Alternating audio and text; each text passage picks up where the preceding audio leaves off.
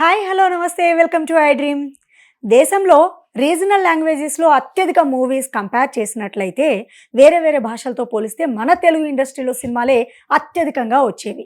అయితే ప్రస్తుతం cine industry సంక్షోభంలో ఉందా? వ్యవస్థలో ఎలాంటి లోపాలు చోటు చేసుకున్నాయి? చిన్న సినిమాల సంగతి ఏంటి? ఇలాంటి విషయాలపై మాట్లాడే ప్రొడ్యూసర్ నటికుమార్ గారు ఇవాళ ఐ డ్రీమ్ స్టూడియోలో మనతో పాటు ఉన్నారు. వారితో మాట్లాడదాం. నమస్తే సార్. నమస్తే. Sir welcome to our studio.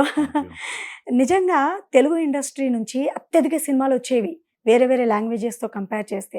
ప్రస్తుతం ఎట్లా ఉంది సార్ సినీ ఇండస్ట్రీ? ఇప్పుడు ఒకటమ్మా, సినిమా ఇండస్ట్రీ సంక్షోభంలో ఉన్నదనేది వాస్తవం, కష్టాల్లో ఉన్నదనేది వాస్తవం. కాకపోతే ఇది రైలు బండి, వచ్చేవాళ్ళు వెళ్ళేవాళ్ళు వెళ్తూ ఉంటారు, వచ్చేవాళ్ళు వస్తూ ఉంటారు. ఇది నటికుమార్ మానేస్తానో లేకపోతే ఇంకొకరు మానేస్తానో సినిమా ఫీల్డ్ ఉండదు. ఒకప్పుడు ఎంఎస్ రాజు గారు, ఒకప్పుడు ఎంఎస్ రెడ్డి గారు, ఒకప్పుడు విజయవాహిని ఓ నాగిరెడ్డి గారు, ఇప్పుడు దిల్ రాజు గారు, ఇప్పుడు దిల్ రాజు గారి తర్వాత మైత్రి సంస్థ వచ్చింది. అంటే కొన్ని పేర్లు మారచ్చు కానీ సినిమాలు అనేది కంటిన్యూ వస్తాయి. ఇక్కడ హీరోలు అనేది ఒక 10 మంది హీరోలు పెద్ద సినిమాలు రన్ అవుతాయి, ఒక మిడిల్ హీరోలు ఒక 20 మంది రన్ అవుతాయి, చిన్న స్మాల్ బడ్జెట్ మూవీస్ ఒక 220 సినిమాలు రన్ అవుతాయి. అలా అంత సినిమాలు రన్ అవుతేనే ఇక్కడున్న కార్మికులకి పని దొరుకుతుంది. ఇక్కడున్న కార్మికులందరికీ కూడా మనం పని ఇవ్వగలుగుతాం. ఇది తెలంగాణ అండ్ ఆంధ్రప్రదేశ్ అని కాదు, ఇక్కడ తెలుగు రాష్ట్రాలు, 2 తెలుగు రాష్ట్రాల ఇండస్ట్రీ సినీ పరిశ్రమని కాపాడుకోవటానికి ఒక 10 సినిమాలు పెద్ద సినిమాలు తీస్తేనో లేకపోతే 20 మీడియం సినిమాలు తీస్తేనో 220 సినిమాలు చిన్న సినిమాలు తీస్తేనో కాదు. చిన్న సినిమా మధ్యలో థియేటర్ బతకటానికి, థియేటర్ రన్ అవ్వటానికి, థియేటర్ ముయ్యకుండా ఉండటానికి చిన్న సినిమా రన్ అవుతుంది. మిడిల్ సినిమాని యావరేజ్, ఇప్పుడు వచ్చే సినిమాలు హిట్లో ఉన్నవి మిడిల్ సినిమాలే. ఇప్పుడు 10 సినిమాలు సూపర్ డూపర్ హిట్ అవ్వాలి. ఈ 10 సినిమాలకి హీరోలు 3-5 సంవత్సరాలకు ఒక సినిమా తీస్తున్నారు. దానివల్ల ఏమవుతుందంటే ఇక్కడ పెద్ద సినిమాలు అంటే ఓపెనింగ్స్ వస్తాయి, హీరో అభిమానులు ఉంటారు కాబట్టి ఆ ఓపెనింగ్స్ వస్తున్నాయి, కానీ దాని బ్రేక్ ఈవెన్ కష్టం అవుతుంది. పెట్టిన పెట్టుబడికి బ్రేక్ ఈవెన్ కష్టం అవుతుంది. ఇప్పుడు నేను ఉదాహరణకి Peddi is the super movie, is the blockbuster movie. ఆ మూవీ కోసం ఏలు పెట్టి చెప్పేవాళ్ళు ఎవరూ లేరు. అది రామ్ చరణ్ గారు జీవించారంటే ప్రాణం పెట్టారని చెప్పొచ్చు. చిరంజీవి గారి కంటే 10 రెట్లు బాగా చేశారు. అంటే ఆయన ఒక శిఖరం, ఆయన్ని మనం తాకడానికి ఎవరి వల్ల కాదు. అంటే ఒక ఖైదీ, ఒక మాస్ హీరోగా పేరు తెచ్చుకున్నాడు. ఒక బ్రేక్ డ్యాన్స్, ఒక డ్యాన్స్ అంటే బ్రేక్ డ్యాన్స్ తీసుకొచ్చింది ఆయన, డ్యాన్స్ అంటే తీసుకొచ్చింది ఆయన. అలాగే ఒక ఫ్యామిలీ ఆడియన్స్, ఒక ఆపద్ బంధువుడు, ఒక స్వయంకృషి, అంటే చాలామంది ఎవరో సాహసం చేయలేని సినిమాలు చేశాడు. ఒక యమకింకరుడు, ఒక దొంగ, ఒక గుండా, అంటే ఇలా సినిమాలు చెప్పుకుంటూ పోతే ఎన్నో సినిమాలు. అలాంటి దాంట్లో పేరు తెచ్చుకున్న వ్యక్తి ఎవరంటే ఒక ఛాలెంజ్, ఒక అభిలాష, అంటే ఎన్నెన్నో డిఫరెంట్ అంటే ఛాలెంజ్గా ముందుకు వెళ్ళిన వ్యక్తి చిరంజీవి గారు. వాళ్ళ అబ్బాయి ఒక మొగదేర, ఒక ఆరెంజ్ లవర్ బాయ్, అలాగే ఒక రంగస్థలం, అంటే ఒక చిట్టుబాబు క్యారెక్టరు, అంటే ప్రతిదానికి డిఫరెంట్ చేసుకుంటూ వస్తూ ఇప్పుడు పెద్ది, అంటే అంత చేసిన ఎవరు సాహసం చేయలేరు. అంటే 100కో ఇలాంటి సినిమాలు వస్తాయి. దాన్ని ధైర్యం చేసి సినిమా తీసిన డైరెక్టర్కి యాక్సెప్ట్. రామ్ చరణ్ గారి కోసమే సబ్జెక్ట్ రాసుకున్న బుచ్చిబాబు గారు అస్సలు వాళ్ళిద్దరిని పెట్టి ఎంత డబ్బైనా పర్లేదు నేనున్నాను అని ప్రొడ్యూసర్గా వచ్చిన సతీష్ గారు ఈజ్ అ గ్రేట్ మూవీ. ప్రేక్షకులు కూడా ఆ సినిమాకి బ్రేక్ ఈవెన్ చేసి సినిమా సూపర్ డూపర్ పాన్ ఇండియాలో పెద్ద హిట్ అయింది. Is a cinema passed. కానీ నార్త్ ఇండియాలో జనాలకి రాలేదు, అంటే జనాలు అంతగా రాలేదు. ఇవన్నీ నేను నిజం మాట్లాడుకోవాలి, అబద్ధం కాదు మాట్లాడేది ఇక్కడ. ఎందుకంటే ఏదో మనం సూపర్ అని కాదు, తెలుగు రాష్ట్రాల్లో బ్రేక్ ఈవెన్ అయిపోయింది. 470 కోట్ల దాకా వెళ్తుంది. దాదాపు 500 కోట్లు రీచ్ అయ్యే అవకాశాలు అయితే ఉన్నాయి. ఒకటి ఇక్కడ. ఇంకొకటి ఏంటంటే నార్త్ ఇండియాలో అంత రాకపోవడానికి కారణం సినిమా పాస్ అయింది, హీరో పాస్ అయ్యాడు. కాకపోతే త్రిబుల్-ఆర్ అనే సినిమా రాజమౌళి గారి ఖాతాలోకి వెళ్ళిపోయింది. ఆ తర్వాత ఫస్ట్ హీరోగా సోలో హీరోగా వచ్చిన తర్వాత నార్త్ ఇండియాకి నెక్స్ట్ సినిమాకి బిగ్ స్టార్ అవుతాడు. ఇప్పుడు పాస్డ్ మూవీ అనుకున్నంత కలెక్షన్స్ అయితే నార్త్ ఇండియా రాలేదు. ఓవర్ సైజ్లోని చాలామంది చెప్తున్నారు, కింద నెగిటివ్లు రాస్తున్నారు. నేను ఒక్కటి చెప్తున్నాను వాళ్ళందరికీ, ఆర్థిక సంక్షోభంలో ఓవర్ సైజ్ ఉంది. మన ఆర్థిక సంక్షోభంలో ఓవర్ సైజ్ ఉంది. ఆర్థిక సంక్షోభం అంటే డాలర్ రేటు పెరిగిపోయింది, యుద్ధాలతో గొడవలు అవుతున్నాయి, మొత్తం టోటల్ మూకుమ్మడిగా ఏ థియేటర్లోకి వెళ్తే ఏ టైం బాంబు పడుతుందో అని భయభ్రాంతుల్లో ఉన్నారు. ఇంట్లో ఉంటే కూడా ఏమవుతుందో అని భయభ్రాంతుల్లో ఉన్నారు. అలాగే ప్రతి దానికి రేటు పెరిగిపోయి మనకు అన్ని రేట్లు నూనె పెరిగిపోయింది, అన్నీ పెరిగిపోవడం వల్ల వాళ్ళకు వచ్చిన జీతాలు సరిపోక సినిమాకి అనేది ఒక బడ్జెట్ పెట్టుకోలేని పరిస్థితుల్లో ఇస్ అ బడ్జెట్ కలెక్షన్స్ తగ్గాయి. అంతే తప్ప సినిమా బాగోలేదు అన్నమాట తప్పు. కర్ణాటక ఇవన్నీ నేను ఎందుకు చెప్పుకొస్తున్నానంటే తెలియాలి జనాలకి. Tamil Nadu average, Kerala average. అంటే హీరోగా సినిమా పాస్ అయ్యాడు. ఈ సినిమాని కొంతమందికి నచ్చవచ్చు, అది నచ్చిన తర్వాత హీరో నచ్చవచ్చు, కానీ అన్ని సినిమాలు కొత్త సినిమాలు వచ్చినంటే మంది కూడా కలెక్షన్స్ రావు కదా. కనుక ఒరిజినల్ సోలో హీరోగా మొత్తం ప్రపంచం అంతా నెక్స్ట్ మూవీ ఇంకా ఇంకా బెటర్గా తీసిన హీరో ఇమేజ్కి అంత డిఫరెంట్ కలెక్షన్స్ పాన్ ఇండియా వస్తాయి. ఇప్పుడు మీరు అన్నది వింటుంటే ఇమేజ్ ఉన్న హీరోల కోసమే డైరెక్టర్లు కథ రాసేసుకుంటున్నారు, వాళ్ళకే అభిమానులు ఉంటారు కాబట్టి సినిమా ఆడుతుందన్న ధైర్యంతో ముందుకొస్తున్నారు అని మీరు చెప్తున్నారు కదా. దీన్ని బట్టి చూస్తే చిన్న హీరోల సినిమాలకు ఆదరణ కరువైనట్టే కదా. కాదు కాదు, అదే మళ్ళీ మీకు అదిగే మధ్యలో వచ్చారు కాబట్టి మళ్ళీ చెప్తున్నా. మీరు అడిగే ఇది ఇంత చేసి అంత కథ రాశాడు, చిరంజీవి గారు వెనకాల ఉన్నారు, బాబా వెనకాల ఉన్నారు, పవన్ కళ్యాణ్ గారు ఇంత ఉండి హీరో ఇమేజ్గా ఉన్నారు, సూపర్ డూపర్ హిట్ హీరో. అంతకుముందు గేమ్ చేంజర్ యావరేజ్లోని కావాలని కొంతమంది ఫ్లాప్ చూపించారు. ఇవన్నీ జరిగిన రామ్ చరణ్ గారికి బ్రేక్ ఈవెన్ అవి కాస్త కోస్తో బయటపడ్డారు కదా.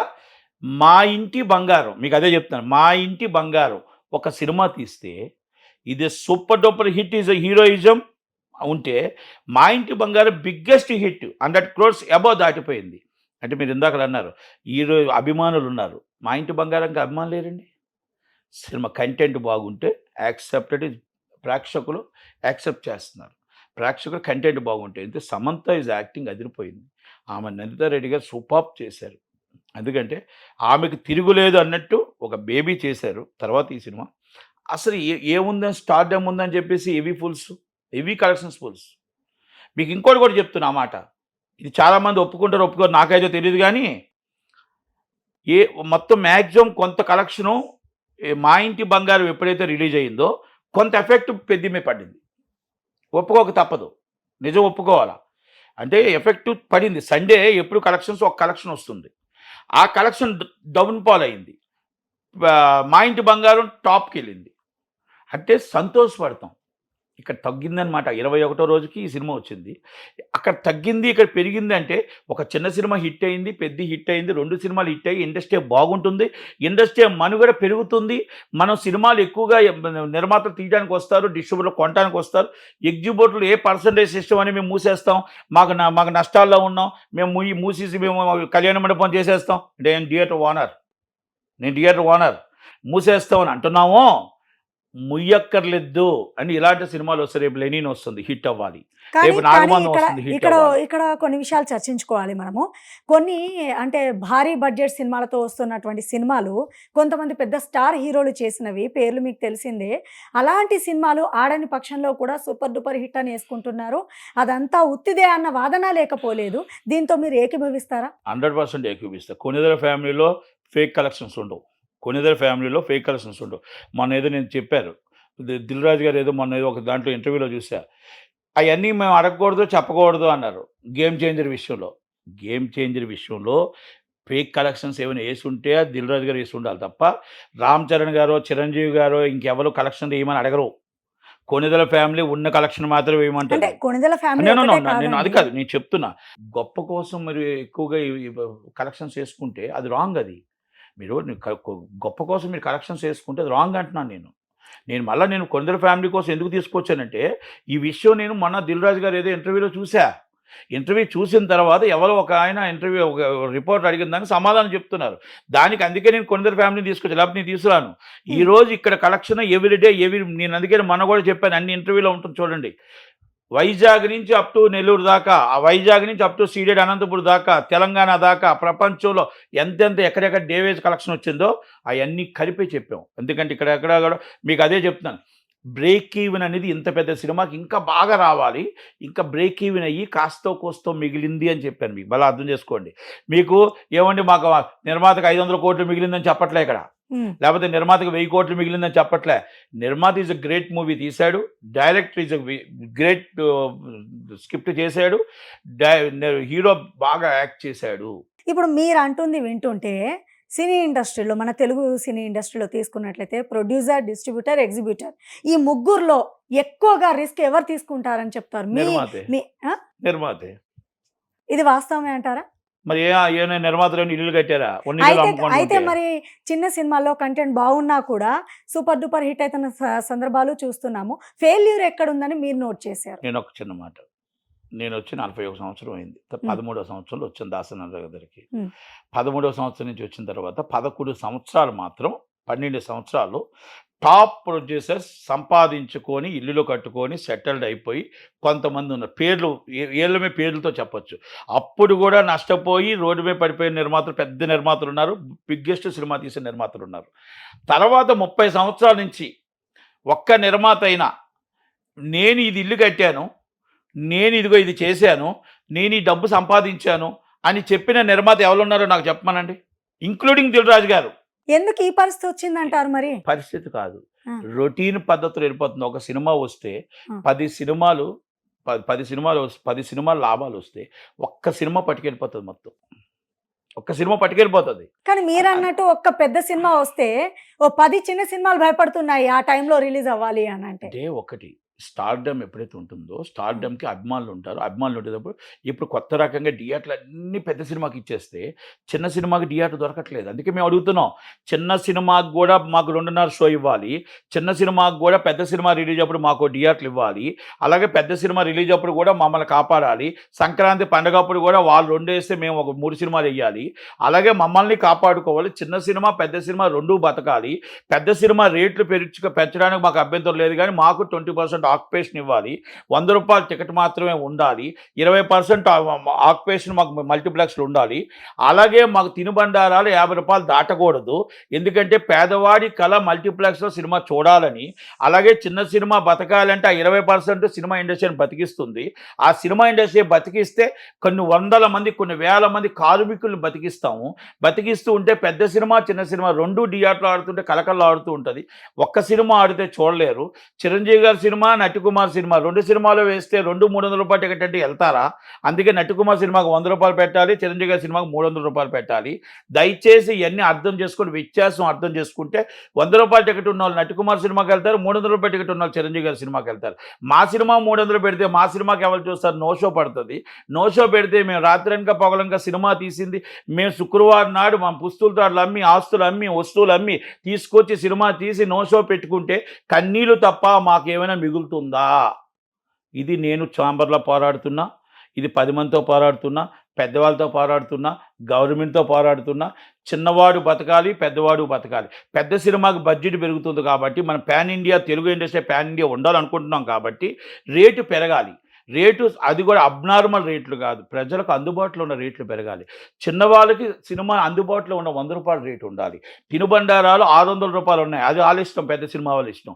కానీ మాకు మాత్రం 150 రూపాయలు దాటకూడదు. కరెక్టే, మీరు అంటుంది వినడానికి చాలా బాగుంది. కానీ కొన్ని సందర్భాల్లో ఇంతకుముందు మీరు చెప్పారు, సంక్రాంతి పండుగ టైంలో కానివ్వండి, లేదంటే ఏదైనా ఒక పెద్ద సినిమా రిలీజ్ అవుతున్న టైంలో కానివ్వండి, కొంతమంది పెద్దవాళ్ళు వాళ్ళకి తగ్గట్టుగా రూల్స్ మార్చేసుకుంటున్నారా? ఆ రూల్స్ ఎప్పుడూ ఒకేలా ఉంటున్నాయా? అసలు మీరు అన్నీ ఇంప్లిమెంట్ అవుతున్నాయా? ఇప్పుడు ఆంధ్ర, తెలంగాణ 2 తీసుకున్నట్లయితే 2 చోట్ల పరిస్థితులు వేరుగా అనిపిస్తోందా మీకు? మీరేం చెప్తారు ఈ ప్రశ్నకి? రాజకీయ నాయకులు ఫస్ట్ ఏం చెప్తారు? అంతిస్తాను, ఇంతిస్తాను, ఇది ఇస్తాను, నేను అది ఇస్తాను, ఆ పార్టీ దిగిపోవడానికి నేను ఏవైనా చేస్తాను అని చెప్తారు. అంతే కదా? 100%. ఆ పార్టీ గవర్నమెంట్కి వచ్చినా, ఈ పార్టీ గవర్నమెంట్కి వచ్చినా పేదవాడికి ఒరిగేది ఏమీ లేదు. పేదవాడికి ఒరిగేది ఏమీ లేదు. అలాగే పెద్ద సినిమాల కాడికి వచ్చేటప్పుడు, పెద్ద సినిమా నిర్మాతల కాడికి వచ్చేటప్పటికి మెజారిటీ పీపుల్ ఈజ్ పెద్ద నిర్మాతలు వస్తేప్పుడు, చిన్నవాళ్ళ కాడికి వచ్చేటప్పటికి పట్టించుకోకుండా పోయింది, ఇది వాస్తవం. గవర్నమెంట్ పట్టించుకోదు, అలాగే మాకు ఛాంబర్లు, కౌన్సిళ్ళు ఎవరు పట్టించుకోరు. నేను 22 సంవత్సరాల నుంచి పోరాడుతూనే 26 ఇయర్స్ నేను పోరాటం చేస్తున్న పర్సంటేజ్ సిస్టమ్ కావాలి, అలాగే మాకు ఇవన్నీ కావాలని. అంటే కమ్యూనిస్టులు పోరాడుతుంటారు, వాళ్ళకి ఓట్లు వేయరు, కానీ ప్రజల మద్దతు ఉంటుంది. నాకు ఓటేస్తారు, నేను చైర్మన్గా చేశాను, జాయింట్ సెక్రటరీగా చేశాను, అన్నీ చేశాను, నాకు ఓటేస్తారు, నేను అడగటానికి హక్కు ఇస్తారు. కానీ గవర్నమెంట్ ఫామ్ చేయడానికి మాత్రం నాకు రైట్ ఇవ్వరు. ఇట్ ఈజ్ కమ్యూనిస్ట్ భావాలు ఎన్ని ఉన్నాయో, నేను ఎందుకు ఉదాహరణ కమ్యూనిస్ట్ వాళ్ళని తీసుకొచ్చానంటే, కమ్యూనిస్ట్ వాళ్ళు మాట్లాడిన మాటలు నిజాలు, వాళ్ళు చెప్తున్నవన్నీ నిజాలు, కానీ ఓటు ఎందుకు వేయరు? ఇదే పరిస్థితి మాది కూడా ఉంది. ఈజ్ అ పొలిటికల్ ఎందుకు కలిపానంటే, మా పరిస్థితి కూడా అదే. ఇప్పుడు అక్కడికి వస్తే ఉదయం లెగిస్తే అక్కడ ఇప్పుడు అదే ఇప్పుడు మాతో సినిమా ఆర్టిస్టులు పెద్దవాళ్ళు, పెద్ద పెద్ద ప్రొడ్యూసర్లు అందరూ చూసి అక్కడ చూసేటప్పటికి మాతో సురేష్ బాబు గారిని చూసారంటే నటికుమార్ పక్కకి వెళ్ళిపోతాడు. అంటే పైకి కనిపించేది ఒకటి, లోపల ఇంకోటని మీరు ఒప్పుకుంటున్నారు కదా? 100%. దాంట్లో నేనేం కాదని చెప్పట్లేదే. ఇక్కడ ఇప్పుడు దిల్ రాజు గారు ఉన్నారు, ఏం బాగున్నావా అని ఒక చెయ్యేస్తే నటికుమార్ ఒకటి అటు వెళ్ళిపోద్ది. సురేష్ బాబు గారు వచ్చి ఏం బాగున్నావా మోహన్ అంటే అటు ఒకటి వెళ్ళిపోద్ది. అంటే నా పోరాటం అంతా శూన్యం అయిపోతుంది. అంటే ఇది పోరాటం శూన్యం అవుతుంది అంటే పోరాటక తప్పదు. ఇప్పుడు నేను పోరాటక, ఆలు పోరాటక, ఎవరు పోరాటక, ఒక సురేష్ బాబునో, ఒక దిల్ రాజునో, లేకపోతే ఇంకొకరినో అరవింద్ గారినో చూసి భయపడుతూ ఉంటే ఎన్నాళ్ళు భయపడుతూ ఉంటాం? నేనేమంటున్నా, ఎవరిని వాళ్ళు తప్పంట్లా, వాళ్ళ వ్యాపారం వాళ్ళది, వాళ్ళ బిజినెస్ అది. మీరు లీజు తీసుకోండి, లీజు తీసుకోవడం తప్పు కాదు, మీరు థియేటర్లు పెట్టుకోవడం తప్పు కాదు, మీరు స్టూడియోలు కట్టుకోవడం తప్పు కాదు, మీరు బిజినెస్ చేయడం తప్పు కాదు. కానీ సినిమా ఇండస్ట్రీ అనేది చెన్నై నుంచి వచ్చేటప్పుడు ఒక దాసనారాయణ గారు, ఒక రామారాయుడు గారు, ఎంఎస్ రెడ్డి గారు, పండాల కక్షయ్య గారు, పెద్దలు అందరూ కలిపి అన్ని సినిమాలు ఆడేవి ఆ రోజుల్లో. ఆ సినిమా ఆడటానికి థియేటర్ ఇవ్వాలి, ఆడటానికి థియేటర్ చిన్న సినిమా ఒక షోని ఇస్తే అది బాగుందంటే 5 షోలు అవుద్ది, బాగాలేకపోతే ఒక షో నుంచి వెనక్కి వెళ్తుంది. నిజమే, ఇప్పుడు మీరు అన్నది నిజమే. ఒకప్పుడు చిన్న సినిమాలు రిలీజ్ అయ్యిందంటే 2-3 వారాల పైనే నడిచేది థియేటర్లలో. ఇప్పుడు అసలు 3 రోజులు కూడా ఉండట్లేదు. ఇది ఏంటంటారు? అంటే ఈ పరిస్థితి కారణం ఏంటి? 3 ప్రాబ్లమ్స్ ఉన్నాయి. ఒకటి ఓటీటీ అనే భయం, ఒకటి పైరసీ అనే భయం, ఒకటి సినిమా లీజ్ థియేటర్లు ఎప్పుడైతే తీసుకున్నారో వాళ్ళకి ఒక రెంట్ అనే భారం. ఆ సినిమాకి 10 మంది జనం వస్తారు ప్రేక్షకులు ఉంటే 1 వీక్ వచ్చేటప్పటికి రెంట్ అనే ఒక మహమ్మారి వాళ్ళు తీసుకున్న రెంట్కి. అంటే ఎగ్జిబిటర్ దగ్గర సినిమా థియేటర్ లేదు, లీజ్ ఓనర్ దగ్గర ఎప్పుడైతే ఉందో వాళ్ళకి లాస్ వస్తుంది కాబట్టి అక్కడ లాభం వచ్చే సినిమా వేయాలి. అంటే అది వారానికి వాళ్ళకి లాభం రావాలి, నష్టం వస్తే ఆ లాస్తో అమ్ముకుంటారా? అమ్ముకోరు. అందుకని ఏం చేశారు, ఆ సినిమాని ఎప్పుడైతే తక్కువ కలెక్షన్ ఉందో సినిమా తీసి మళ్ళీ పెద్ద సినిమా ఇంకో సినిమా వేసుకుంటారు, కలెక్షన్ వచ్చే సినిమా. అప్పుడు చిన్న సినిమా చచ్చిపోతుంది, పెద్ద ఆ సినిమాని ఆటోమేటిక్గా లీజ్ ఓనర్ ఎప్పుడైతే వచ్చాడో లీజ్ ఓనర్ నష్టపోలేడు. థియేటర్ ఓనర్ ఉన్నాడు అనుకోండి, పోన్లే చిన్న సినిమా కూడా ఒక వారం ఆడితే మనకు అటు ఇటు బ్యాలెన్స్ అవుతుంది, పెద్ద సినిమా 2 వారాలు ఆడుతుంది, చిన్న సినిమా 2 వారాలు ఆడుతుంది, కనుక చిన్న సినిమాని పెద్ద సినిమాని బతికించవచ్చు అని థియేటర్ ఓనర్ ఆలోచిస్తాడు. లీజ్ ఓనర్ ఎందుకు ఆలోచిస్తాడు? లీజ్ ఓనర్ నష్టపోయిందంటే రోడ్డు మీద పడతాడు. అంటే రోడ్డు మీద పడే పరిస్థితుల్లో ఎగ్జిబిటర్లు లేరులేండి, ఇది లీజ్ ఓనర్స్ లేరు. అందుకని ఆ నలుగురు చేతికంటాం, ఆ నలుగురు అంటాం. ఆ నలుగురు ఎప్పుడైతే లీజుకి థియేటర్లు తీసుకున్నారో మాకు చిన్న సినిమా అనేది చంపేశారు. చిన్న సినిమా థియేటర్లో రావట్లేదు. చిన్న సినిమా నో షో అనేది ఎందుకు పడుతుంది? మాకు సినిమా మీరు ఒక షో 10 గంటలకి బుకింగ్ ఆపేసి నో షో పెట్టి ఇంకో సినిమా పెట్టేస్తున్నారే. మాకు 1 వీక్ మీరు సినిమా మీరు పెడితే మల్టీప్లెక్స్ లాగా ఆ 1 వీక్లో ఏదో ఒక టైంలో షోలో ఫుల్ అవుతుంది కదా.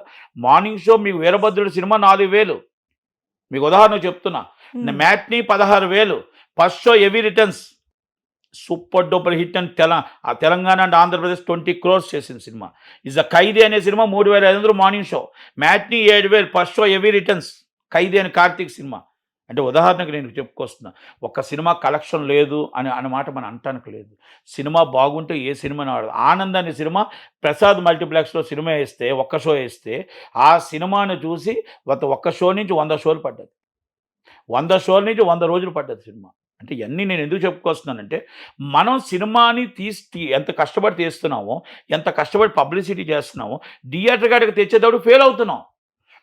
నిర్మాత ఆలోచించుకోవాల్సింది ఏంటంటే అన్నీ చేస్తున్నాం, నిర్మాత మనం ఎందుకు ఫెయిల్ అవుతున్నాం అంటే వాళ్ళు ఏమంటున్నారు, మీకు ఆడిందనుకో మీకు బాగా 10 షోలు పెంచుతూ ఉంటున్నారు, తప్పులేదు. కానీ మీరు ఇచ్చిన ఒక్క షో వారం రోజులు మాకు ఉంచుతారా? మీరు ఇచ్చిన ఒక్క షో మాకు వారం రోజులు ఉంచుతారా? అది వారం రోజులు ఆడలేకపోతే అది మా కర్మ అనుకుంటాం. కానీ వారం రోజులు ఉంచకుండా ఒక్క షోలోనే సినిమా తీయడం, మేము 300 రోజులు కష్టపడి మా పొలాలమ్మి, మా ఆస్తులమ్మి, ఆఖరి తాలిబొట్టులు కూడా అమ్మి, వస్తువులు అమ్మి సినిమా తీసుకొచ్చి కన్నీరుతో సినిమా చేస్తే, మా సినిమా రక్త కన్నీరు మార్నింగ్ షో నో షో పెట్టుకొని బయటపడేస్తే, శుక్రవారం వస్తే 10 మంది కన్నీరు పెట్టుకుంటున్నారు, 10 సినిమా నిర్మాతలు కన్నీరు పెట్టుకుంటున్నారు. ఇది నేనేమంటున్నానంటే లీజ్ ఓనర్స్ తప్పు అంటాను నేను, not only exhibitor, lease owners తప్పు. మీ లాభాల కోసం, మీ స్వలాభాల కోసం, మీరు నష్టపోకుండా ఉండడం కోసం మా సినిమాని నాశనం చేస్తున్నారు అంటాను. మళ్ళీ ఆ సినిమా అక్కడ ఆడలేదు కాబట్టి OTT is a problem. OTT problem, మళ్ళీ ఓటీటీ నుంచి ఇంకో ప్రాబ్లం. మళ్ళీ ఇంకొక చిన్న విషయం చెప్తాను మీకు, చాలామంది మళ్ళీ అనుమానం రావచ్చు, ఆర్లైన్ సినిమా ఎక్కడ ఆడదని తప్పు. నేను మర్డర్ అనే సినిమా తీసా, మిర్రర్ కోడ్ సబ్జెక్టు. మర్డర్ అనే సినిమా తీస్తే ఆంధ్రప్రదేశ్లో 25 lakhs నాకు ఖర్చు అయితే ₹1,00,000 వచ్చింది షేర్. థియేటర్లో ఆడలేదు. అదే అమెజాన్లో నేను టెలికాస్ట్ చేశాను, దాదాపు 5 crores దాకా చేసింది. నేను 75 లక్షల సినిమా తీశాను, రామగోపాల్ వర్మ గారు, నేను 75 lakhs. అంటే ఇప్పుడు మీ దృష్టిలో ఓటీటీ అనేది సినీ ఇండస్ట్రీకి వరం అంటారా, లేదంటే అదొక శాపం అంటారా? నో, సినీ ఇండస్ట్రీకి వరం అది.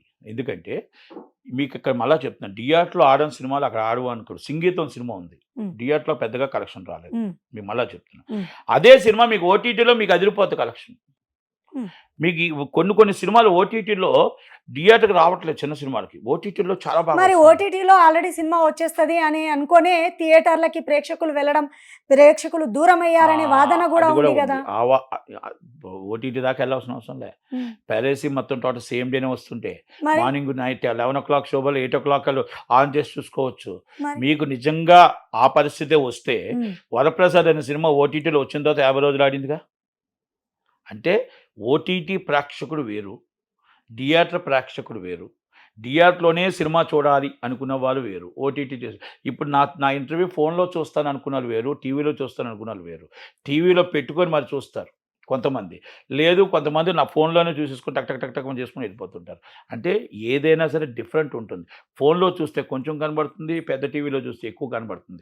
అలాగే పెద్ద స్క్రీన్లో చూసే సినిమా అందంగా కనబడుతుంది, అలాగే ఓటీటీలో చూస్తే చిన్నగా కనబడుతుంది. ఇప్పుడు విధానం కొంచెం తగ్గిపోయింది కదండి మీరు అన్నట్టు. ఎప్పుడు తగ్గదు, సింగిల్ స్క్రీన్స్కి ఏ రోజు తగ్గదు. మరి ఇప్పుడు ఈరోజు మనం పెద్ద ఎందుకు ఆడుతుంది, మా ఇంటి బంగారం ఎందుకు ఆడుతుంది? మా ఇంటి బంగారం ప్రేక్షకుల ఆధారం లేకుండా ఆడుతుందా? పెద్ద మీకు ప్రేక్షకుల ఆధారం లేకుండా ఆడుతుందా? వరప్రసాద్ మీకు ప్రేక్షకుల ఆధారం లేకుండా ఆడిందా? మీకు ఉస్తాద్ భగత్ సింగ్ ఆడలేదు అంటే కారణం సినిమా బాగాలేదు అన్నారు. మర్డర్ సినిమా ఓటీటీలో అద్భుతంగా నడిచింది, కానీ థియేటర్కి వచ్చేసరికి అది అంటే ఏంటి ఇక్కడ లోపం ఏంటి? మంచి ₹175 టికెట్ ఆ సినిమాకి పెట్టారు. ఉస్తాద్ భగత్ సింగ్కి 175 పెట్టారు. ఉస్తాద్ భగత్ సింగ్కి వెళ్తారా, మర్డర్కి వెళ్తారా? నేను ఇక్కడ మీకు చిన్న విషయం, ఇక్కడ మనకు 5 star హోటల్ అంటున్నారు, చాలామంది చెప్తారు 5 star హోటల్ వేరు, బయట 5 star హోటల్లో 2 ఇడ్లీ ₹300. ఇక్కడ చూస్తే మన బయట అయితే 2 ఇడ్లీ ₹30. అంటే 2 ఇడ్లీ ₹30 తిన్నారు, ₹30 తింటారు, 300 తిన్నారు, 300 తింటారు. మాకు ఆ వ్యత్యాసం ఉండాలి కదా. ఇప్పుడు ఆ ₹30 పరిస్థితి, మా ₹30 పరిస్థితి మాది, 300 పరిస్థితి వాళ్ళది. మమ్మల్ని 300 కలిపేస్తే ఎలా? మేము 5 star హోటల్కి వెళ్ళే రేంజ్ మాది కాదు. మాది కింద మేము ప్లాట్ఫామ్, మాది ప్లాట్ఫామ్ 30 రూపీస్ ప్లాట్ఫామ్. మా 30 రూపీస్ ప్లాట్ఫామ్ తీసుకెళ్ళి 5 star హోటల్ ప్లాట్ఫామ్ ఎలా పెడతారు? అంటే ఇక్కడ మీకు అర్థమైందో లేదో, మాది చిన్న సినిమా 30 రూపీస్ ప్లాట్ఫామ్, మాది ₹300 ప్లాట్ఫామ్. ఉస్తాద్ భగత్ సింగో, చిరంజీవి గారో, లేకపోతే పెద్దో. మరి 2 సినిమాలకి ఒకటే ప్లాట్ఫామ్ పెడితే ఈ సినిమాకి ఎందుకు వెళ్ళాలి? ఆ సినిమా ఓటీటీలో చూడొచ్చు కదా. ఈ సినిమాని మనం చూసి ₹300 ఖర్చు పెట్టి ఫ్యామిలీతో 4 వెళ్ళి ₹1,600 పెట్టి ₹600 పాప్కార్న్ తిని ₹375 కూల్ డ్రింక్ తాగి ₹4,000 ఖర్చు పెట్టి మేము ఎందుకు ఇవ్వాలి? ఇది హాయిగా మనం కూర్చుంటే ఓటీటీలో వస్తుంది కదా. ఈ సినిమా మనం కంపల్సరీ చూడాలి, ఇది ఎప్పుడో ఓటీటీలో వస్తుంది. కానీ ఈ సౌండ్ సిస్టంతో మనం పెద్ద అనే సినిమా థియేటర్లోనే చూడాలి, కానీ ₹300 పెడదాం అని అనుకుంటా. మరి ఆ ₹300 తీసుకొచ్చి ఆ భారం మామే పడేస్తే మేము ఒక చిన్న ప్రాణి కదా, ఆ ప్రాణిని చంపడం కాదా? ఆ ప్రాణిని చంపడమే కదా. మేమేం అడుగుతున్నాం, మాకు ప్లాట్ఫామ్ ₹30 పెట్టండి, అలాగని 5 star హోటల్ పెట్టండి. వాళ్ళకి 5 star హోటల్లో పెట్టడంలో తప్పు లేదంటున్నాం మేము. అలాగని మమ్మల్ని ప్లాట్ఫామ్ 30 రూపీస్ పెట్టండి, మాకు వచ్చేవాళ్ళు మాకు వస్తారు, మీకు వచ్చేవాళ్ళు మీకు వస్తారు. అందుకే 20% ఆక్యుపేషన్ అడుగుతున్నాం. మాకు ₹100 టికెట్ మించకుండా అడుగుతున్నాం. మేము మా తినుబండారాలు ₹50 దాటకుండా అడుగుతున్నాం. మేము తక్కువ మాది, మీరు 500 పెట్టుకుంటారు, 600 పెట్టుకుంటారా? ప్రేక్షకుడు ఇష్టం, ఆ సినిమా హీరో అభిమానులు ఇష్టం. కానీ మమ్మల్ని మాత్రం కాపాడండి అని అడుగుతున్నాం, మమ్మల్ని నిలబడండి అడుగుతున్నాం. మీరు అన్ని 5 స్టార్లు కట్టేస్తే పేదవాడు ఎక్కడికి వెళ్తాడు? 5 star హోటల్కి వెళ్తాడా? ఆకలితో అలమటించిపోతాడు. అన్ని 5 స్టార్లకు వెళ్తే పేదవాడు ఆకలితో అలమటించిపోతాడు. ఆ పరిస్థితే చిన్న సినిమాలు బతకకుండా మొత్తం సర్వనాశనం అయిపోవడానికి, చంపబట్టడానికి కారణాలు ఈ 5 star హోటలే. అంటే ఉదాహరణకి మీకు 5 star హోటల్ అని ఎందుకు చెప్పానంటే ఇది నేను మీకు అర్థమవుతుంది అనుకుంటే ప్రేక్షకుడికి అర్థమవుతుంది, ఇది మా కష్టం, మా బాధ కూడా అర్థమవుతుంది. మేము తీసే సినిమా 5 star కెపాసిటీ కాదు, మేము ఒప్పుకుంటున్నాం. మేము మా హిట్ అయితే 5 starకి వెళ్ళొచ్చు, హిట్ అయ్యే రేంజ్ రావాలి కదా. హిట్ అయ్యే రేంజ్. ఇప్పుడు రాజా వెడ్స్ రాంబాబు సినిమా హిట్ అయింది. రాజు రాజు వెడ్స్ రాంబాబు సినిమా హిట్ అయింది. అది 5 స్టార్ రేంజ్కి వెళ్ళిపోయింది. ఇప్పుడు నా సినిమా మీరు ఇక్కడ థియేటర్కల్లో ఆడలేకపోయింది. అంటే టికెట్ రేటు పెరగడం వల్ల లేకపోతే ప్రేక్షకుడు రావు. కానీ మరి ఓటీటీలో ఎందుకు సక్సెస్ అయింది అంటే ప్రేక్షకుడికి నచ్చింది సినిమా. కానీ థియేటర్ అనేది ఒక రేట్ అనేది భారం. ఒక 400 రూపాయలు కూల్ డ్రింక్ అనేది భారం. ఒక పాప్కార్న్ భారం. ఒక సమోసా 200 రూపాయలు భారం.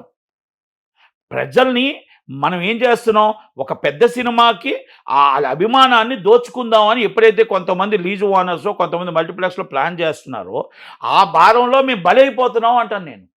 మేము బలైపోతున్నాం అంటాను నేను. మేము సినిమా కష్టపడి తీస్తున్నాం, వాళ్ళు కష్టపడి తీస్తున్నారు. హిట్ అయితే పెద్ద సినిమా, హిట్ అవ్వకపోతే చిన్న సినిమా అది కూడా.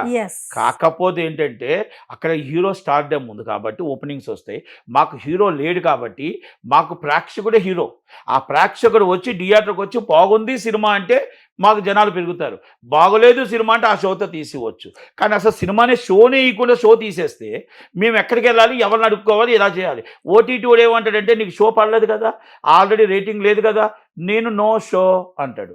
అంటే ఆఖరి పరిస్థితుల్లో ఓటీటీలు వేసుకొని యూట్యూబ్లో వేసుకొని నా సినిమా నేనే రిపీట్ చేసుకొని చూసి అరిగిపోద్ది. అప్పుడు మా చిన్నప్పుడు వీడియో క్యాసెట్లు ఉంటాయి, అరిగిపోయి గీతలు వచ్చేస్తుంటాయి కదా, ఆ పరిస్థితి బతుక ఆఖరికి ఆ పరిస్థితి వస్తుంది. అంటే ఇది నేను అనట్లేదు, 1000 సినిమాలు ఆ పరిస్థితుల్లో ఉన్నాయి.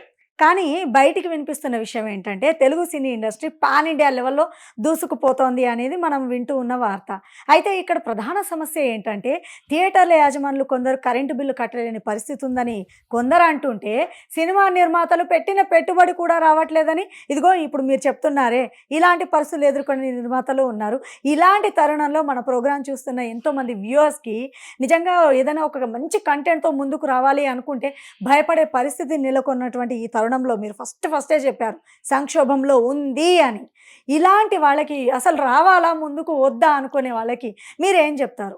కరెంటు బిల్లు కట్టలేని పరిస్థితుల్లో ఎగ్జిబిటర్ ఉన్నది, కరెంటు సింగిల్ స్క్రీన్లు ఇబ్బందుల్లో ఉన్నది. పెద్ద సినిమాలు సంవత్సరానికి ఒక సినిమా తీయక 3 సంవత్సరాలు రాక ఆ సినిమాలు చిన్న సినిమాలు కొన్ని వస్తే పెద్ద సినిమాలు కొన్ని వస్తే ఫస్టే మీకు చెప్పాను వెయిట్ చేసాం. 10 సినిమాలు ఆడాలి, మినిమం సినిమాలు ఆడాలి, చిన్న సినిమా ఆడితేనే ఒక సినిమా థియేటర్ వస్తుంది. దీంట్లో యావరేజ్ కలెక్షన్ రావచ్చు, దీంట్లో మామూలుగా రెంట్కి వర్కౌట్ అవ్వచ్చు, ఈ సినిమాలో కవర్ అవ్వచ్చు. ఈ 3 కవర్ అయితేనే ఎగ్జిబిటర్ నిలబడతాడు. ఎప్పుడైతే 10 సినిమాలు 3 సంవత్సరాలకు వస్తున్నాయో ఇక్కడ లాస్ట్లోకి ఆల్రెడీ ఎగ్జిబిటర్ వెళ్ళిపోతున్నాడు. మీడియం సినిమాలు యావరేజ్లో వస్తున్నాయి, లాస్ట్లోకి వెళ్ళిపోతున్నాయి. చిన్న సినిమాని బతికించడం కోసం కోస్త హిట్ అయితేనే కానీ ఆ సినిమా కొంచెం ఎక్కువ కలెక్షన్స్ థియేటర్ వాళ్ళకి రావు. అంటే ఇక్కడ కరెంటు బిల్లు కట్టలేని పరిస్థితుల్లోకి వెళ్తుంది వాస్తవమే, కష్టాలు ఉన్నది వాస్తవమే. నేను కూడా ఓనర్నే, నేను కూడా కష్టాలు ఉన్నా. కానీ అంతకన్నా కష్టాల్లో నిర్మాత ఉన్నాడు, అంతకన్నా కష్టాల్లో డిస్ట్రిబ్యూటర్ ఉన్నాడు. ఈ ఎగ్జిబిటర్కి ప్రాపర్టీ ఉంది. ఎగ్జిబిటర్ ఈరోజు వద్దనుకుంటే కళ్యాణం చేసుకోవచ్చు, డబ్బు వస్తుంది. ఎగ్జిబిటర్ వద్దనుకుంటే కాంప్లెక్స్ చేసుకోవచ్చు, డబ్బు వస్తుంది. ఎగ్జిబిటర్ వద్దనుకుంటే ప్రాపర్టీ అమ్మేసుకోవచ్చు, డబ్బు వస్తుంది. కానీ డిస్ట్రిబ్యూటర్ ఒక కంటెంట్ ఒక్కసారి రిలీజ్ చేసిన తర్వాత ఆయన ఆస్తులు అమ్మడమే తప్ప ఆస్తులు కొనటానికి ఉండదు. అంటే డిస్ట్రిబ్యూటర్ పరిస్థితి అది. అలాగే ప్రొడ్యూసర్ పరిస్థితి ఒక్కసారి సినిమా తీస్తే ఆ కంటెంట్ అమ్మిన తర్వాత ఆ సినిమా నష్టపోతే ఆ ఉన్న ఆస్తులు అమ్మడం తప్ప కొనే పరిస్థితి లేదు. నేను ఇందాకనే చెప్పాను, 30 సంవత్సరాల నుంచి ఏ నిర్మాత ఆస్తులు కొన్నాడో చెప్పండి, ఏ నిర్మాత వెల్సెటెడ్ అయ్యాడో చెప్పండి. కానీ హీరోలు బాగుపడ్డారు, హీరోయిన్లు బాగుపడ్డారు, ఏవన్ టెక్నీషియన్లు బాగుపడ్డారు. అంటే హీరోల రెమ్యునరేషన్ భారీగా పెరిగిందనే వాదన ఉంది, తగ్గించుకునే పరిస్థితి ఉందంటారా? పోటీతత్వం. ఇప్పుడు నేను 5 కోట్లు పెడితే 10 కోట్లు పెడుతున్నారు, 10 కోట్లు పెడితే ఇంకో 20 కోట్లు పెడుతున్నారు. అలాగే ఎవరిష్టం వాళ్ళు పెడుతున్నప్పుడు హీరోకి ఏముంటుంది, హీరో రెమ్యునరేషన్ వస్తుంది, సినిమా చేస్తున్నాడు. మనం చేసిన పోటీయే. మన సినిమా నా టైంకి రిలీజ్కి ఇబ్బంది అవుతుంది, మళ్ళీ పాపం హీరోల డబ్బులు కొంతమంది ఇస్తున్నారు, కొంతమంది ఎక్కువ పెట్టడం ఎందుకు, ఇవ్వడం ఎందుకు. ఇప్పుడు బడ్జెట్ మనం ఇష్టం వచ్చినట్టు పెడుతున్నాం, పాన్ ఇండియా అని బడ్జెట్ పెడుతున్నాం. పాన్ ఇండియాని Telugu industry pan India, Telugu industry Rajamouli గారు పాన్ ఇండియా లెవెల్కి తీసుకెళ్లారు. అందరూ రాజమౌళి అయిపోయారు, అందరూ రాజమౌళి గారు అయిపోరు. మీరు మాత్రం అర్థం చేసుకోండి. ఇప్పుడు సుకుమార్ గారు ఉన్నారు, నేషనల్ లెవెల్కి తీసుకెళ్లారు. ఇప్పుడు బుచ్చిబాబు గారు నేషనల్ లెవెల్కి తీసుకెళ్లారు. అంటే అందరూ ప్రయత్నం. నేను ఇంకో మాట అంటాను, ఏమనుకోగానే చాలామంది ఏమనుకుంటే మరి నేనేం చేయలేను. కానీ క్యూబ్ డబ్బులు రాని హీరో కూడా పాన్ ఇండియానే. క్యూబ్ డబ్బులు రాని హీరో పాన్ ఇండియా. ఎవరో చెప్పుకోవాలి ఈ బాధ. ఒక హీరో కోసం అడిగితే నేను ఇప్పుడు ఎందుకు సినిమాలు మానేశానని అడిగారు కదా, నేను అడుగుతున్నా. సినిమా ఒకప్పుడు సినిమా చేయాలంటే ఒక నిర్మాత వస్తే లెగిసి నించొని కూర్చొని సార్ ఇదండి మనం ఈ సినిమా చేద్దామండి అని చెప్పేవారు. ఈరోజు అదే ఒక సినిమా అంటే క్యూబ్ డబ్బులు అని హీరో దగ్గరికి వెళ్ళి బాబు డేట్స్ అని అడిగితే ఫస్ట్ వాళ్ళ అమ్మగారికి వినిపించాలి, తర్వాత వాళ్ళ నాన్నగారికి వినిపించాలి, తర్వాత పిఎస్కి వినిపించాలి, తర్వాత పీడీకి వినిపించాలి. అంటే 5 తర్వాత మనం ఒక దాంట్లో ఒక ఇది ఇస్తారు, ఆ దాంట్లో మళ్ళీ అన్నీ ఓకే అంటే మళ్ళీ ఎంట్రన్స్ ఇస్తారు. ఆ పరిస్థితుల్లో ఈరోజు ఇండస్ట్రీ ఉంది. ఎక్కడ వింటారో తెలుసా, కాఫీ షాపులో వింటారు. ఎక్కడ వింటారో తెలిసినా మళ్ళీ టోటల్గా ఒక 5 స్టార్ హోటల్లో వింటారు. ఎక్కడ వింటారో తెలుసా, హాంకాంగ్లో వినొచ్చు, బ్యాంకాంగ్లో వినొచ్చు, అమెరికాలో వినొచ్చు, వాళ్ళ ఇష్టం, సముద్రం మధ్యలో వినొచ్చు. అంటే ఇవన్నీ వాస్తవాలు నిజం నడుస్తున్నాయి. అంటే నేను ఎందుకు చెప్తున్నా, ఒక కథ రాయడం కోసం ఎక్కడికి వెళ్తున్నారో తెలియట్లేదు, ఒక ఖర్చు పెట్టడం కోసం సాంగ్ రాయడం కోసం ఎక్కడికి వెళ్తున్నారో తెలియట్లేదు. ఇవన్నీ వేస్టేజ్ కాదా? మీకు చార్టర్డ్ ఫ్లైట్ ఎందుకు ఇవ్వాలి? బిజినెస్ క్లాస్ ఇవ్వద్దని 2011లో పోరాడిన దిల్ రాజు గారిని నెట్టుకుమారు. మరి చార్టర్డ్ ఫ్లైట్ ఎవరు ఇస్తున్నారు? ఈరోజు మీకు 5 స్టార్ హోటల్ అందరం ఒకటే ఫుడ్ తినాలనుకునే వాళ్ళమి. 2011లో ఇదే దిల్ రాజు, ఇదే నట్టుకుమార్ గారు అందరం పోరాడిన వాళ్ళమి. మరి ఎందుకు మొత్తం టోటల్గా 5 స్టార్ హోటల్ రోజు 3 లక్షలు ఖర్చు పెడుతున్నాం? ఇష్టం వచ్చినట్టు మొత్తం టోటల్గా అన్నీ ఎందుకు డబ్బు ఖర్చు పెడుతున్నాం? అంటే వేస్టేజ్ అని 3 lakhs, అంటే per day wastage 15 lakhs into 100 రోజులు ఎంత అవుతుంది? 30% వేస్టేజ్ జరుగుతుంది. 30% యావరేజ్లో వేస్టేజ్ జరుగుతుంది, రెమ్యునరేషన్లో వేస్టేజ్ జరుగుతుంది. టెక్నీషియన్స్ A1 టెక్నీషియన్లో జరుగుతుంది. నా టెక్నీషియన్ వచ్చాడు అనుకోండి, నేను ₹1,00,000 తెచ్చుకోవచ్చు.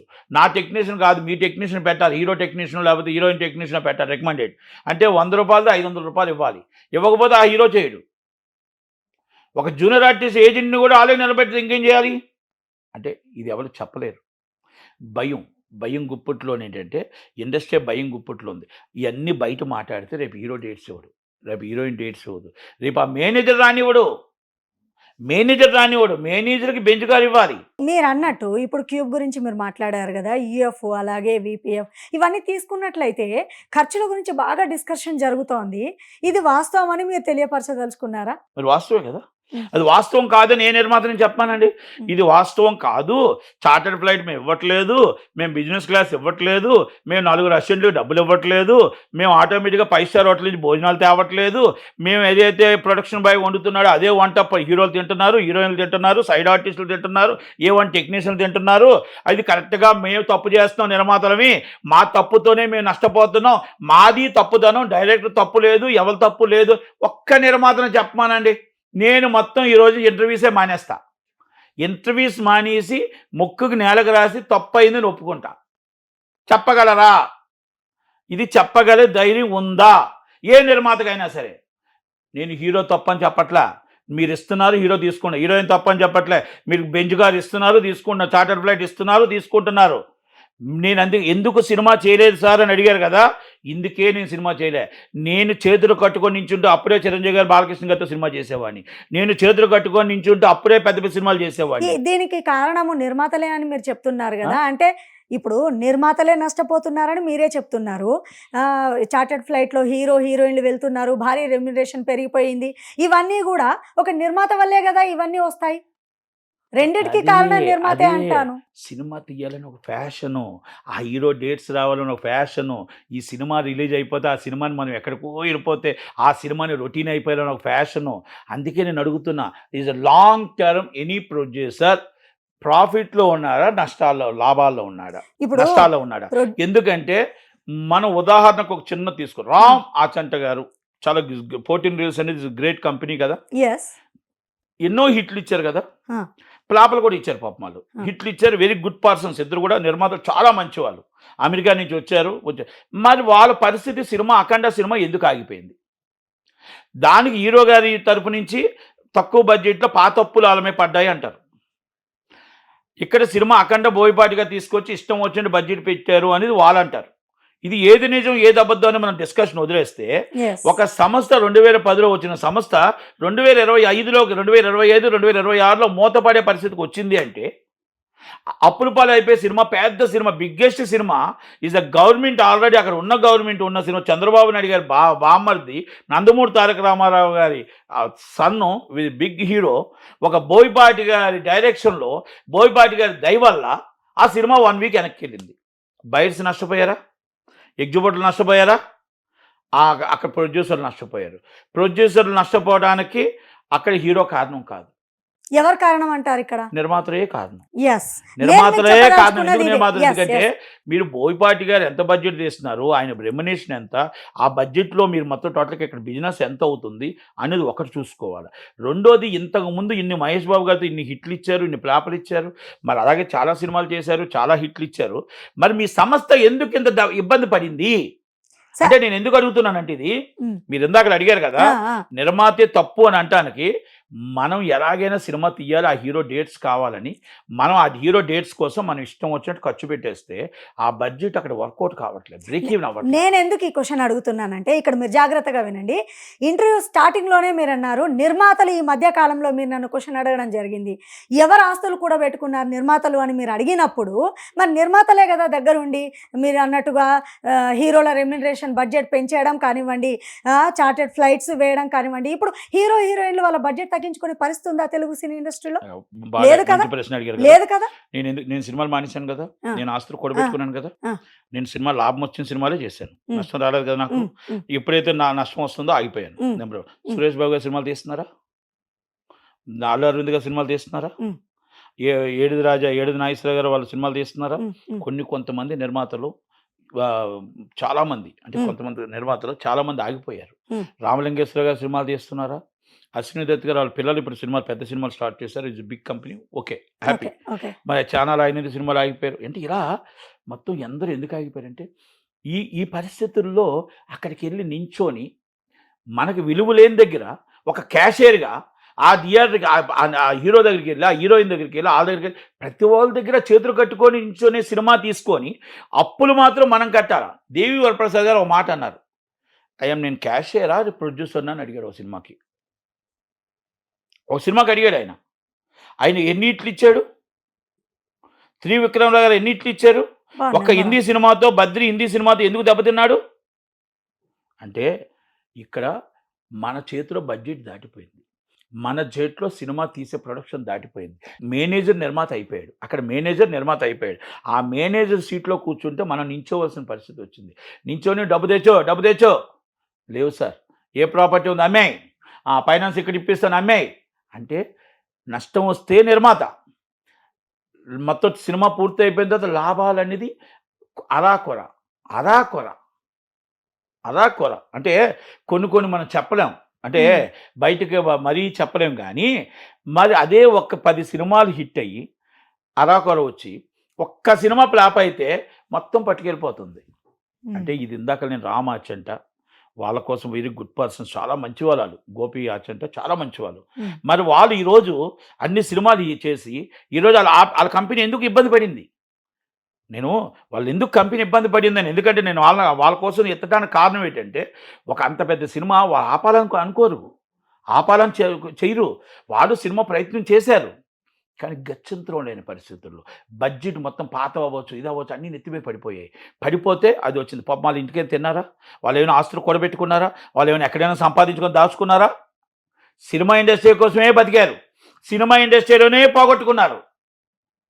అంటే నేను అలాంటి వాళ్ళని ఇప్పుడు సైడ్ చేసి డబ్బు ఎక్కడైనా దాచుకున్న వాళ్ళ కోసం అంటే, వాళ్ళు దాచుకున్నారు, వాళ్ళు పక్కన దోచుకున్నారు, కానీ ఇప్పుడు వచ్చి చూపించారని చెప్పొచ్చు.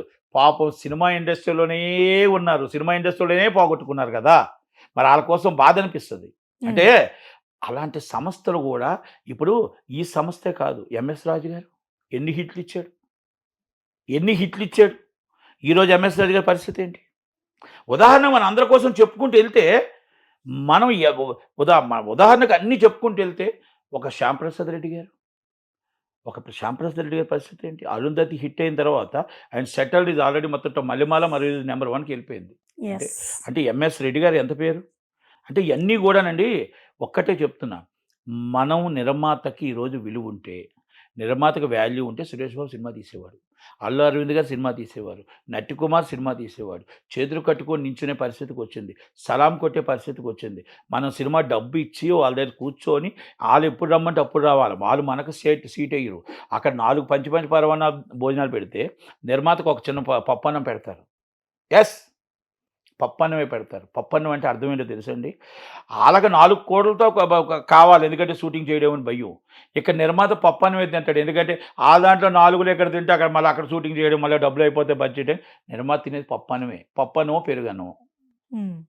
ఇది నిజంగా చెప్తున్నా, మన గుండెల మీద చెయ్యేసుకొని ఏ నిర్మాత అయినా, మన గుండెల మీద చేసుకుని ఏ నిర్మాత అయినా, ఇది వాస్తవం కాదు, నటికుమార్ చెప్పింది అబద్ధం, మేము హ్యాపీగా ఉన్నాం, 4 పంచి పరవాణాలతో తిని మేము కోట్లాది రూపాయలు ఇల్లులు కట్టుకొని మేము హ్యాపీ ఎంజాయ్ చేస్తున్నాం. ఒక్క నిర్మాతను చెప్పమానండి, ఒక్క నిర్మాతని. అంటే కొంతమంది చెప్పలేరు, నటికుమార్ చెప్తాడు, అంతే, అంతగాని ఇంకేం లేదు. కానీ ఇండస్ట్రీ బాగుండాలి అంటే, ఇండస్ట్రీ నిలబడాలంటే, మనం గతంలో చెన్నై నుంచి ఎలాగొచ్చామో, చెన్నై నుంచి వచ్చేటప్పుడు నిర్మాత విలువ నిర్మాతకు ఉండాలి, డైరెక్టర్ విలువ డైరెక్టర్కు ఉండాలి, టెక్నీషియన్ విలువ టెక్నీషియన్కు ఉండాలి, హీరోలు రెమ్యునేషన్ తగ్గాలి, అలాగే డైరెక్టర్ రెమ్యునేషన్ తగ్గాలి, పర్సంటేజ్ సిస్టమ్ రావాలి. అంటే సినిమా ఎంత బడ్జెట్ అవుతుందో ఒక నెలకి సాలరీ కింద పెట్టుకొని ఆ డబ్బుని ఈ వచ్చినదని అందరూ పంచుకునే విధంగా, exhibitor, distributor, producer and hero and A one technician and heroine, అది సమ్ పర్సంటేజెస్కి డైరెక్టర్ అండ్ సమ్ పర్సంటేజ్కి రాగలిగితే సినిమా ఇండస్ట్రీ పూర్వ వైభవం వచ్చి మళ్ళా కలకల్లాడుతూ ఉంటుంది తప్ప, నష్టాన్ని భరించాలి, లాభాన్ని భరించాలి తప్ప, నష్టం వస్తే నిర్మాత, లాభం వస్తే మొత్తం టోటల్ రెమ్యునేషన్ వాళ్ళందరికీ వెళ్ళిపోతే నిర్మాతలు వెళ్ళిపోతూ ఉంటారు. నిర్మాతలు వెళ్ళిపోతుంటే కొత్త నిర్మాత వస్తూ ఉంటాడు, రాకమానరు. ఇప్పుడు రిలయన్స్ వాళ్ళు వస్తారు, రేపు ఇంకొకరు వస్తారు, కార్పొరేట్ కంపెనీలు వస్తుంటాయి. కానీ ఏ కంపెనీ అయినా నిలబడిందా? ఒక్క కార్పొరేట్ కంపెనీ సినిమా ఇండస్ట్రీలో నిలబడి పలానా ఇన్ని సంవత్సరాలు మేము సినిమా తీసాం, ఇన్ని సంవత్సరాలు మా కంపెనీ నిలబడింది అన్నదా? ప్రతి కార్పొరేట్ కంపెనీ కొలాప్స్ అయిపోయింది, ఇంక్లూడింగ్ రిలయన్స్.